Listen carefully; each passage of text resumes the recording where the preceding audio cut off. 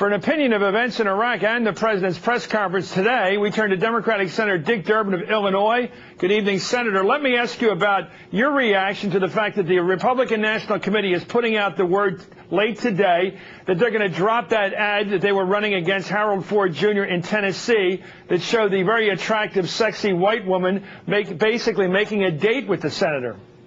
Well, listen, Chris, politics ain't beanbag. We know that. But some of the ads that are up on the air now on the Republican side really go way beyond the pale. Running ads against Tammy Duckworth, a disabled veteran from the Iraqi war in Chicagoland area. The ads that they've run against Sherrod Brown that have been totally discredited. And now I think they reached the bottom of the barrel with this ad against Harold Ford. I'm glad they had the good sense to pull it. Well, was it good sense or was it pressure?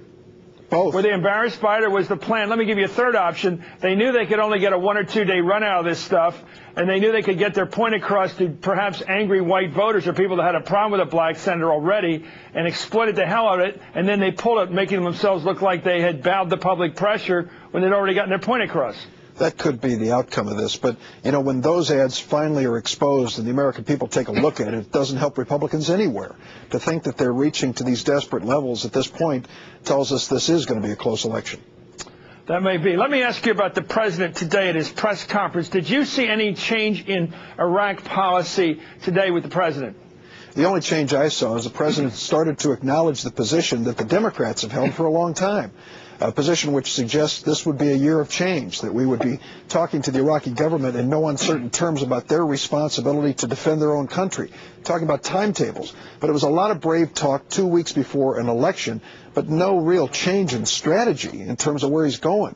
I just have to tell you, when Prime Minister al-Maliki is rejecting timetables, when the military is suggesting they may need troops and the president said they may not, there's no clarity now in this position by this administration in Iraq. Yesterday, the president called a press conference, or the administration did, over in Iraq, where George Casey, our commander over there, and Khalizad, our ambassador over there, called a press conference to tell us, the American voters, how the government over there of Iraq is going to behave in the next year and a half or so. Do you think it was an accident they did not have a representative of the Iraqi government at that event? No, I don't, because you know what happened immediately afterwards. The prime minister of Iraq came out and said, we're not going to be held to any U.S. timetables. We're a sovereign nation, a sovereign government. Wait a minute.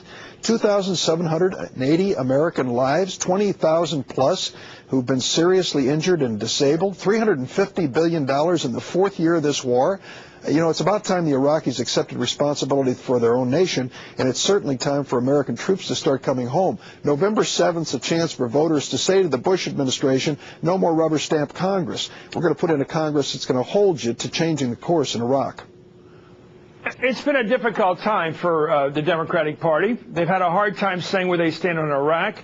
About half the Senate Democratic caucus voted to approve the president's right to go to war. About half voted against it. Have you ever reached any unity on this? Do the members who voted to give the presidents the blank check to go to Iraq, have they apologized to you? Have they said to you, you guys were right, who said no? Chris, I don't expect an apology. Well, why don't they do it if they're wrong? No, many of them have said publicly they wish they would have voted the other way. I've never heard a senator who voted against the war say, I wish I would have voted for it. Not one of the 23 of us who voted no. But what's clearly happening here is there are people on the Republican side who are accepting the president's strategy, which is, quote, stay the course, despite what Tony Snow says. And the fact is the American people are no longer there. They don't want this war to go on indefinitely. When I was there just a couple weeks ago, we lost 27 American soldiers in 1 week. The day I came back, we lost 9 more. This is totally unacceptable. The president's approach in Iraq is unacceptable to the American people.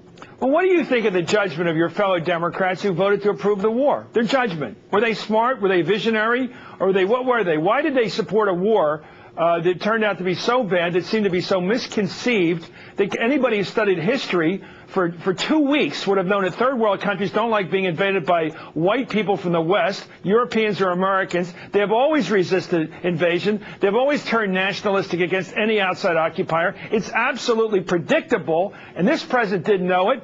But why didn't the Democrats know it?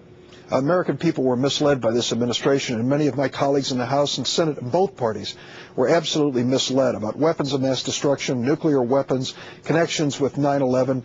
All of these things turned out to be totally false, and many of them discovered later. I had the good fortune, I guess, of sitting on the Senate Intelligence Committee behind closed doors during that debate and hearing the debate that was going on within the administration. And I'd walk out of those doors and think, I can't believe the statements that are being made by President Bush and Vice President Cheney and Condoleezza Rice and Donald Rumsfeld. And that's why I voted no. But many others were misled, as the American people were misled. Do you think Vice President Dick Cheney, who you mentioned, do you think he honestly could have passed a lie detector test when he said there was a connection to 9/11? That the people, that there was some meeting in Prague, that there was some sort of deal, a cabal put together by the intelligence services of Iraq and the al-Qaeda group, in fact, Mohammed Atta, the lead pilot, to attack the United States. Do you believe he was telling the truth when he said that? Do you believe he was telling the truth when he said they had a nuclear weapon program underway with a vehicle that could deliver that nuclear weapon to the United States? When you put it all together, do you believe he was telling the truth? I just have to tell you, when you take a look at the public statements made by the Vice President, not only leading up to the invasion of Iraq, but since, you just see a litany of falsehoods. Now, whether he intentionally deceived the American people or was misled himself, the point is he would cling to some of these positions long after everyone had abandoned them. It was only yesterday that he finally acknowledged that maybe the insurgency was not in its last throes, something he said a year ago. You allow him to pass it off on Laurie Melroy, some of these people on the fringe, and Ahmed Chalabi had his own agenda to get us in there. Do you really believe he listened to people that he believed, or he wanted to use them as his witnesses? Let me tell you, the neocons with Vice President Cheney and Pearl and Wolfowitz and Rumsfeld and this whole gang, they had an agenda here. It was the invasion of Iraq, and any excuse would do. And sadly, we end up in a position today, having lost so many soldiers, in a position where we're continuing to lose our soldiers because of this failed foreign policy. What we heard from President Bush today is no departure from what we've seen in the past. It doesn't tell me that he gets the message, and the message is clear. There is no end in sight if we stick with the Bush strategy in Iraq. Let's go back to the Harold Ford, anti-Harold Ford commercials. They were racially tinged, to put it lightly. They were playing on white sensitivities about losing good-looking white women to black guys. It was so obvious what they were doing there. Do you think that's the kind of thing that Barack Obama will expect if he does go into this presidential election? Well, I can tell you that I hope Barack Obama does get involved in this presidential race. He's an extraordinary person. I think he would really do something very positive for this country and start bringing us together. But will we have to face this kind of crap from the Republican ad writers? Will he have to take that kind of stuff? Unfortunately, I'm afraid he will, because we've just seen it chapter and verse repeated so many times. Whether the victim is Max Cleland or the victim was John Kerry with the Swift Boat ads, or now these terrible ads that they've run against Harold Ford in Tennessee, there are some voices within the Republican strategy, and I don't know at what level, who frankly prevail when they should be rejected. This party of Abraham Lincoln, with its proud tradition, shouldn't sink so low in the midst of a campaign. Thank you very much, Senator Dick Durbin.